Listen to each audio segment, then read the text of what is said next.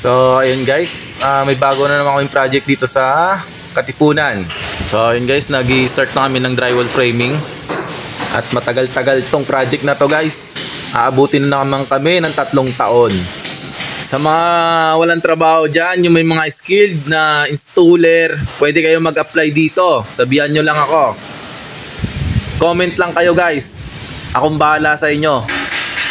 Kailangan din namin dito ng pintor.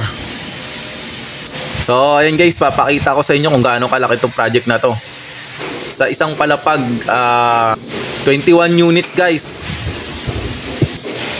So ayan guys, nakikita nyo naman, di ba? Studio unit pa lang yan. Yan, studio unit. So punta tayo sa malalaking unit. So ito guys, 2 bedroom yan, 2 bedroom. Yan, malaki-laki na yan. Yan, nakikita nyo na naman yan, di ba? Tapos punta tayo sa 3 bedroom. So ito yung 3 bedrooms. Yan guys, napakalaki niyan. So yun lang guys. Apply na kayo. Comment lang, comment.